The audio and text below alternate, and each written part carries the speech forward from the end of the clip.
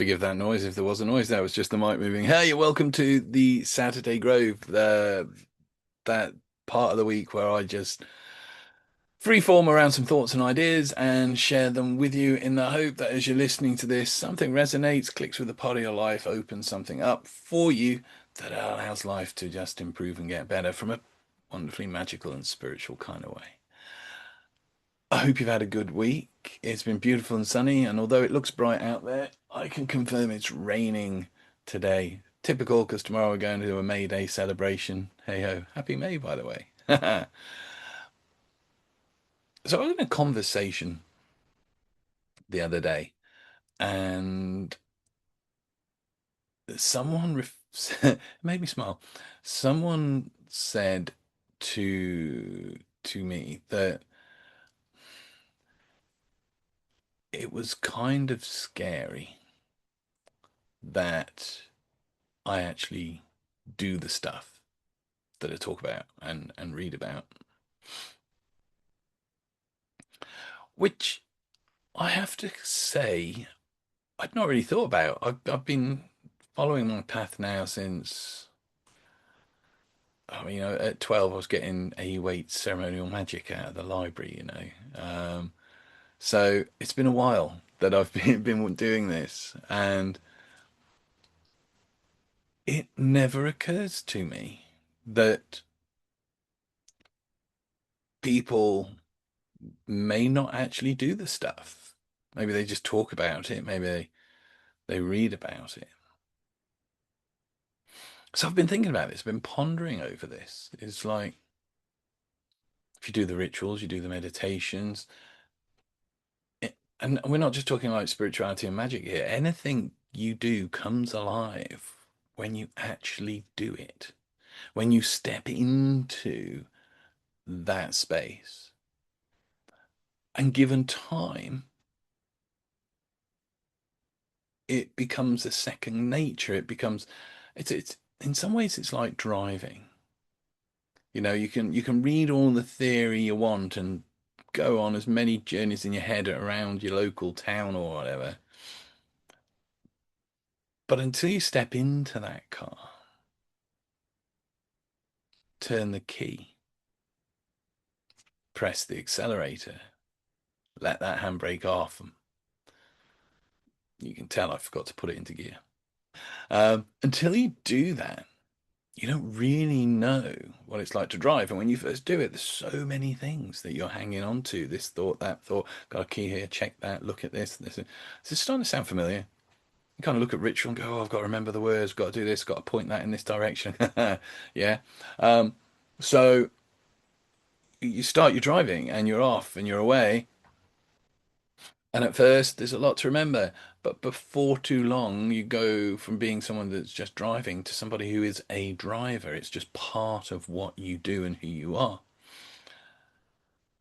And if you're looking at setting out along a spiritual path, if you are looking at setting out along a magical path, a mystical path,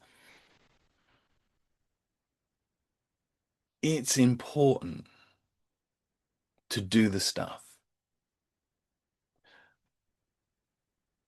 I mean, we can all dress up, we can all put fancy clothes on and walk around thinking we're the High Witch of Mordor or somewhere, or the reincarnation of Merlin. We can do that, but the clothes do not the mages make. The clothes are just a fashion. It's a statement, you know, and you see that a lot. And so if you are starting out on your journey, don't get into the habit of just reading book after book. This is a guy speaking. I'm surrounded by books. I am surrounded by books. Uh, but I remember a really good friend of mine, a Wiccan high priest. He did a wonderful talk, and he narrowed pretty well the whole Western mystery tradition down to three good books. And he's like, literally, if you have, I'm not going to tell you what they are. You're going to, you have to find that one out. if you get three good books and you put into practice what's in those three good books, for a start, there will be a lifetime's worth of material there for you to explore.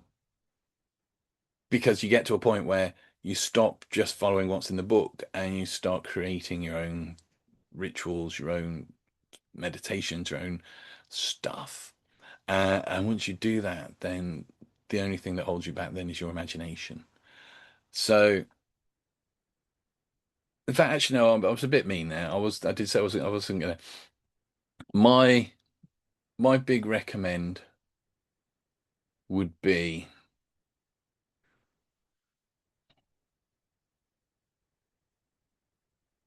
from the craft perspective, which is Bible.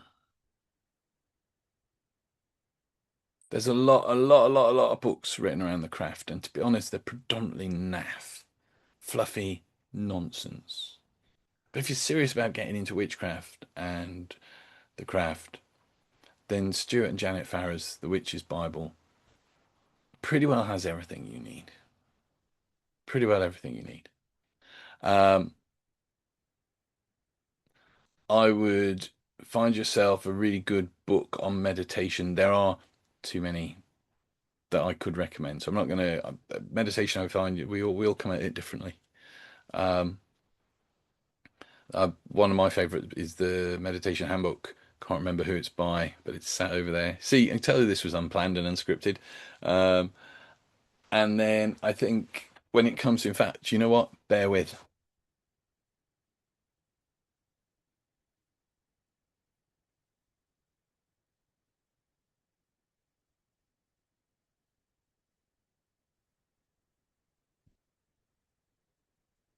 So yeah, um, Magical Ritual Methods, William Gray is I yeah, it was recommended to me originally.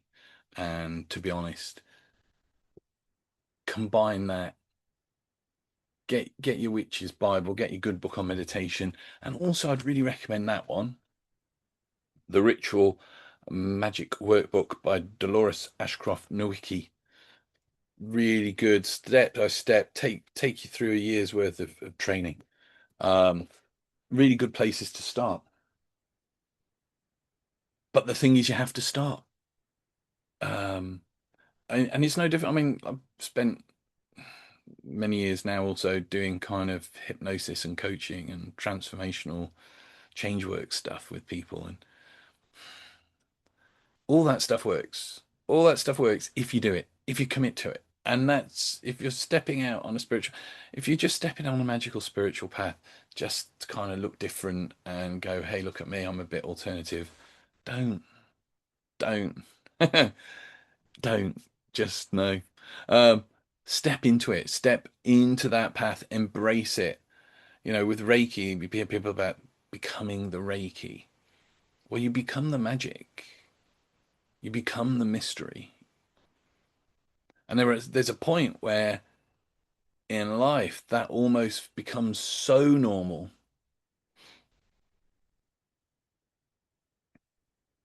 But that's kind of what you want. And everyone's going, no, it's not. I want to be alternative and la la la. No, no, no.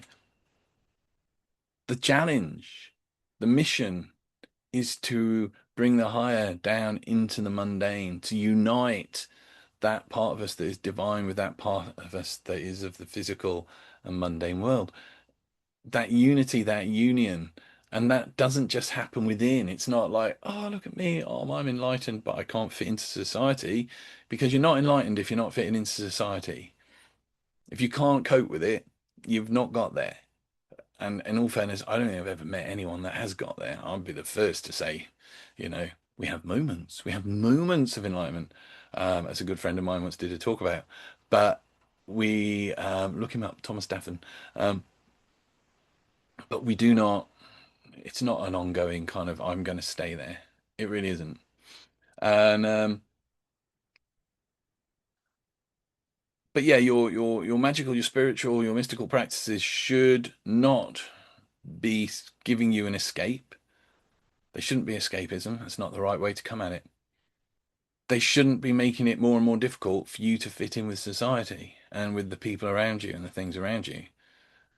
As we grow and become more aware, as we develop as practitioners and followers of paths, then we should be able to bring that into our everyday. And I don't mean in that kind of hey, and it happens here in town, little sleepy witch church. People come to you, hey, I'm a witch. Great. What am I meant to do with that? What am I meant to do with that? The fact you're dressing kooky. I mean, don't get me wrong. I've done my fair share of kook. Yeah. If you look at my my lost Facebook account wherever it is now, you can definitely see the dodgy costumes. However, we step out onto the path. We embrace the path. We don't do it to escape. We don't do it. We don't thrust. If you're feeling the need to go around telling people that you are a thing just to validate the fact that you're a thing, then you're not doing your thing enough. Those that do the most tend to be those that in the room will sit back, just observe and watch. They don't feel the need to prove that they've done this, that, or the other. They don't have to go, hey, look at me. I'm wearing this badge now, so I'm special. Why would you? Um, well, I know because we live in a society in a world that doesn't value us, that can leave us feeling not special, like we're not part of. Um, but we are. You can't not be part of it. So so yeah, walk the walk, talk the talk, do the meditations. I found that so powerful along the way. Um, for those of you who watch these will know that part of what really inspires me is some of the early Celtic Christian mystical and spiritual practices that developed. They didn't really develop in the UK. They're kind of inherited from the Desert Fathers and Mothers, quite a lot of it. Um,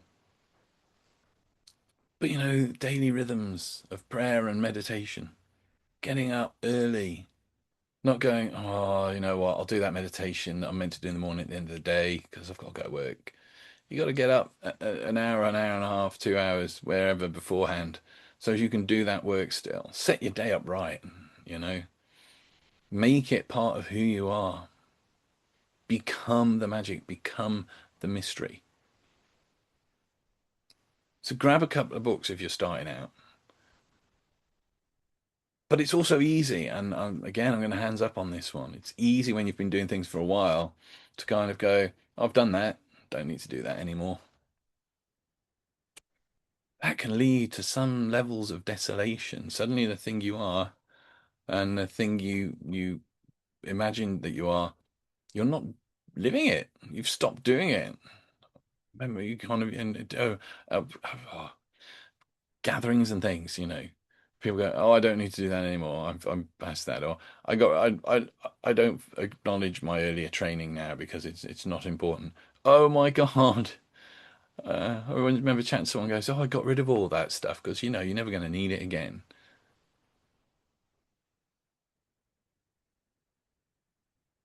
When you build a house, you have the foundations. They're what make the whole structure stable and secure. You don't go and dig them up and take them out once the rest of the house is built. And actually, you have to check in on them from time to time. Revisit them, making sure it's all good. So to kind of go, I don't need to do that anymore. I don't need that stuff anymore. Is to rob the structure that you've built yourself of its security and its foundation. There is nothing wrong. No matter how many times you go back to the basics, even as an advanced practitioner, you will find other stuff because you are not the person that you were when you were exploring it the first time or the second time or the third time. So be the magic, be the mystery, be the path. Don't just talk about it. Don't just wear the clothes and go, yeah, that's me because I've got a book. by Fanny Craddock on how to bake magical cakes. Don't do that. You deserve more. Pick a path, explore that path. And I'm going to say something a lot of people don't agree with. A lot of people won't agree with. And that is explore other paths. If the craft is your main frame that you hang everything in, brilliant. But explore the manifestations of that from around the world. The further and further I've gone along, the more I realize that it's all the same stuff pointing at the same stuff. And when if I'm talking magic, I'm not talking like, oh, I've done a spell to make somebody love me. That's nonsense and a waste of energy. Talking about the magic that transforms us, the magic that is part of the great work about living our true will, about becoming the person we're meant to be.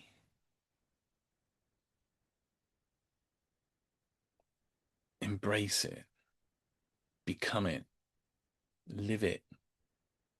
Make the everyday and the mundane magical.